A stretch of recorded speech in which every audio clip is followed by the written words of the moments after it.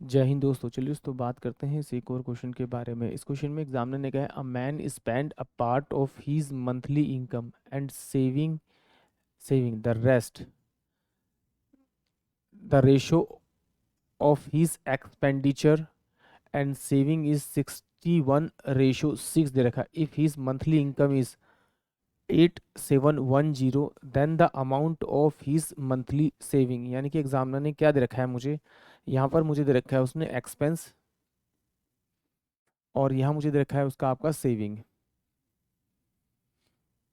तो मुझे पता है कि भाई मेरे पास में इनकम क्या होती है।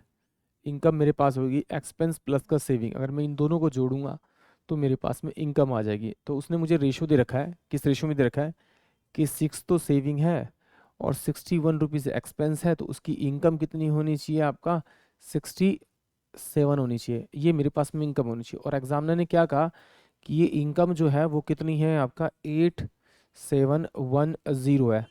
तो अगर इसे मैं 130 से मल्टीप्लाई करूँगा तो मेरे पास यही अमाउंट आएगा 67 × 13।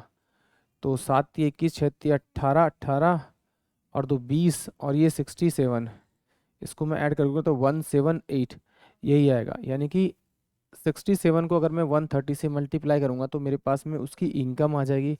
और इसी को अगर मैं उसकी सेविंग से मल्टीप्लाई करूँगा तो मेरे पास में इसकी सेविंग के रेशो से मल्टीप्लाई करूँगा तो मेरे पास में क्या मिल जाएगा आपका, उसकी टोटल सेविंग मिल जाएगी। तो 13 × 6 से मल्टीप्लाई 78, 78 इंटू में 0 यानी कि 780 रुपये क्या होगी उसकी सेविंग होगी। यानी कि ऑप्शन डी इस क्वेश्चन का करेक्ट होगा। एक बार फिर देख लेते हैं। सेविंग का रेशो 6 दे रखा था, एक्सपेंस का रेशो 61 दे रखा था। अगर मैं इन दोनों को जोड़ दूं तो मेरे पास में इनकम का रेशो आ जाएगा। यानी इनकम 67 थी तो एक्सपेंस 61 था, तो सेविंग कितनी होगी 6 हो जाएगी। बट ये 67 नहीं है, ये कितना दे रखा है उसने 8710 दे रखा है। तो इसको किस नंबर से मल्टीप्लाई करूँ ये 8710 बन जाए। नहीं समझ में आ रहा तो इस वाले नंबर को आप इस वाले नंबर से डिवाइड करेंगे तो आपके पास एक नंबर आएगा जिससे आप इसे मल्टीप्लाई करेंगे, वो ये वैल्यू सेम बन जाएगी। जिससे आपने इसको मल्टीप्लाई किया उसी से आप एट सेविंग को मल्टीप्लाई कर दीजिए, सेविंग के रेशो से मल्टीप्लाई कर दीजिए, आपको आपका सेविंग का अमाउंट मिल जाएगा यानी कि 780। आई होप आप सभी को क्वेश्चन समझ में आया होगा।